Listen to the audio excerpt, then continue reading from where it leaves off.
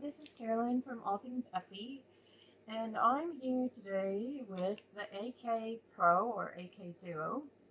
Um, I've been informed that one of my videos cuts out about halfway through, or like just bleeps out a bit, and I can't find the file. And also, I think people are having some difficulty not understanding the methodology behind how to change the pile height on this AK Pro AK Duo. And so basically up to about 15 millimeters, it can be done with the quick switch wheel, which there's quite a few versions out now. So you might have some slots on one side and none on the other. You might have slots on both sides, or even the newest edition, which I haven't sold any of them yet, they have little holes. I'll just show you, that's probably easier. Oops. Alright, I need my tools. So it's got slots like that. So it's a little bit, this is a better design and a more stable design. So yeah, that's another change. The reason the manufacturer keeps improving upon it is because there are a few flaws with this design, but nothing that will prevent you from achieving, you know, the pile heights and doing loop and cut with one machine, and having the benefit of a quick switch. So things always get better over time, but you know, your version will still be really good, and it'll still be superior to any other 2-in-1 gun on the market. So let's talk about how to change the pile height. So instead of focusing on the distances of everything, let's just talk about how to change the pile height. So I'm just going to basically go from, I can't actually quite see which, I think this is 13, but it could be 14 as well if we wanted it to be. Wouldn't really matter. So we'll say we're going to go from about 13, 14 to 15, 16. Okay? So your first step is always to make sure your gun's unplugged. Then you want to, I've made a kind of a mess of all my tools here, so just give me a second. We need the medium, the large, and where's the baby one? And I do apologize, my one hand is a complete mess. So just don't look at it. Okay, so the first step is to loosen this screw. This is my gun, and it's gotten a wee bit rusty being in the garage over the winter. Okay, so I've pulled the scissor opener right out of the way, and then I'm just going to loosen the scissor closure as well. That's with the medium one.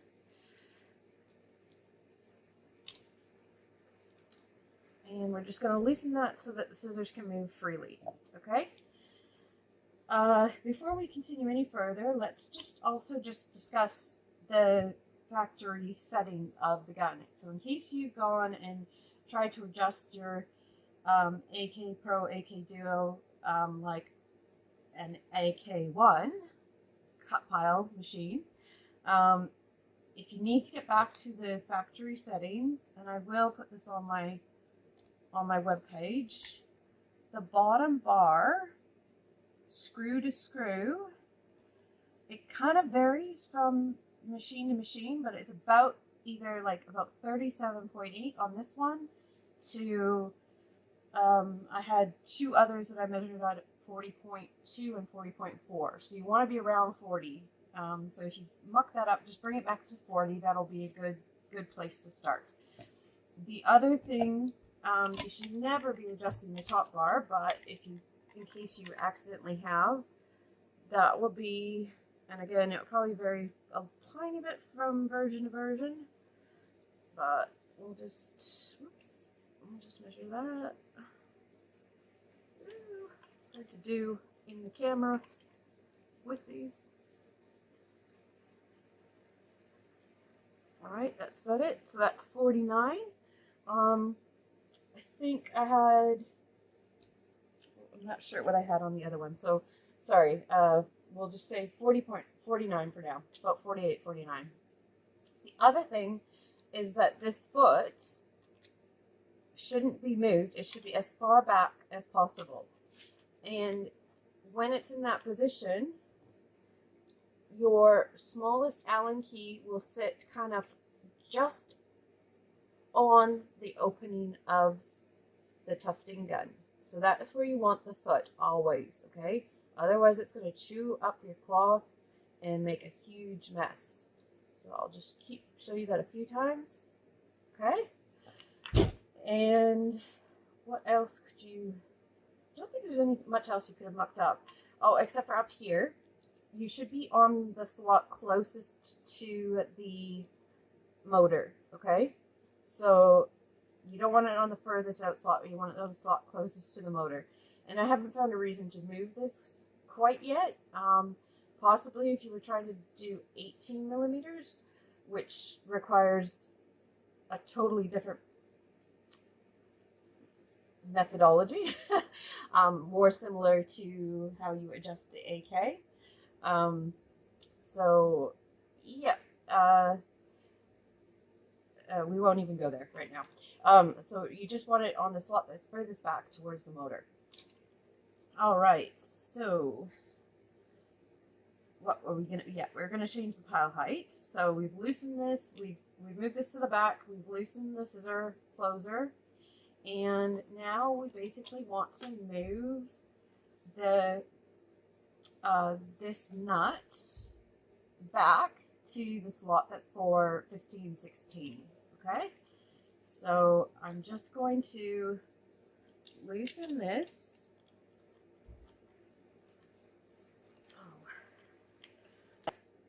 All right, so I was just having trouble getting that, the washer on the other side to just shimmy down the channel so I could set it into the right spot. So it's all good now. Just always want to turn it before you start doing anything else, just to make sure nothing's like catching. Okay, so now we're at 15, 16. So the next step is to adjust your pile height. And that is done by measuring the distance between the scissors and this pusher foot. Okay, so this is the same on all the guns. So let's just see where it's at now. Right now it's at 13.7, which makes sense because I was on about 13, 14. So if you were going for 15 millimeters, then you would want this to be 15. If you were going to 13 millimeters, you would want, or 16 millimeters, gonna want this to be 16. Okay? So it just depends on your gun style at this point. And so I've just taken this bottom bar off, nice and easy. Then I'm just gonna loosen this screw, but I'm not gonna loosen it too much. My rule of thumb is about 270 degrees before you're going to risk having to take the entire top off and kind of get that screw back into place. Okay, so if you've watched any of my other videos, this is where I like to use these mini hammers. They're really great to just knock this down just a tiny bit because we want it to be, just for consistency, this one is going to be 16, but this could also be 15 depending on which gun you had. So that's at about 14.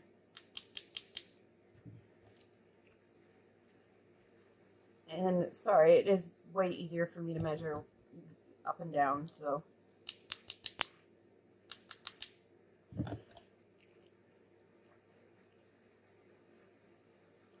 So that's 15.5. That would probably be okay, but we'll just go a little bit more.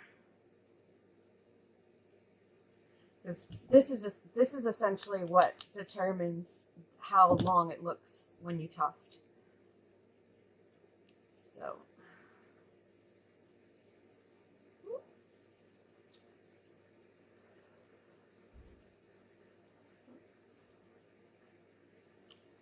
okay, I'm at about 16.4, so I'm just gonna move it up just a tiny bit. So that's where I just use the other side of these to just nudge it up a little bit.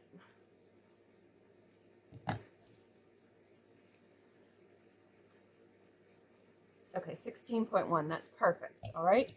You're never gonna be bang on 100% every single time. Unless you're really pedantic. I'm not. So, okay, so now we're just going to tighten that screw because you really don't want to lose that one.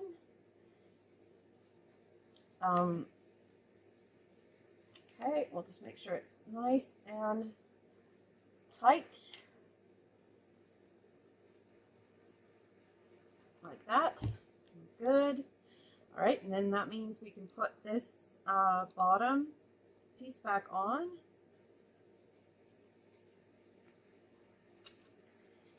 And tighten it up. Like so.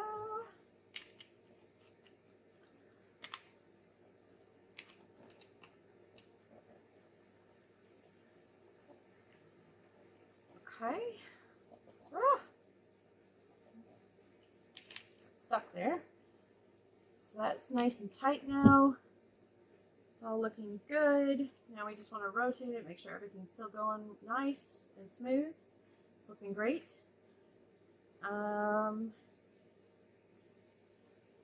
So one thing that, depending on your model, this is something that I did run into with the newest pink gun, and I think it's just how it was set when it was brought, or when it was sent to me, because it was a demo. If when you turn this cogwheel back, sometimes at the limits of the gun, this little black pit here, can you guys see that? Can hit the wall of the gun, and then you can't actually turn the cogwheel. So if you feel any resistance, you just stop, look, see if if it's banging, and that means you're gonna probably have to lengthen the bar slightly, just like so. As we said, this was 30. Wait, does that make sense? Yeah, lengthen the bar. So if that was 30.8, you know, might need to be at 40. But this appears to be okay. It's not hitting the wall, so we're good. So that's the first few steps. So then the next step is to put the scissor opener back in place. So here you want to just pull this all the way back so that the bar is closest to your trigger. And I'm just going to loosen that here. And I'm going to move it up to till the scissors are open, but not overly opened. And you'll notice I'm not giving you any measurements this time because we're just talking about how this works. So at this point, my scissors are opened. That's really nice. So now we want the scissors to close. So to make the scissors close, we adjust this guy. And remember, we left it loose so that it wouldn't damage anything. And so I know that it's probably going to need to be up a little bit more. So probably about, we'll try it about there and see how we go. It might be too high, I'm not sure. Again, every version is slightly different, so I haven't been able to find much consistency yet. Okay. Okay, so that's not closing, so that's too high. Why do I keep keep picking the wrong Allen key. Okay, so it needs to be like probably about there. We'll try that. And again, if your scissors are overshutting, you'll feel it. You'll get to like this point and then it'll kind of jam. So you don't want that. But those are closing really nicely. They're not over closing. So my scissors are not over opening and they're not over closing. And that should be basically, you're done. You're at 16, or if you were doing 15, you're at 15, 16 millimeters. Okay? So what I'm going to do is I'm going to test that out, verify it's working, check the length of the fiber, and then yeah, that's the end of that. Thank you.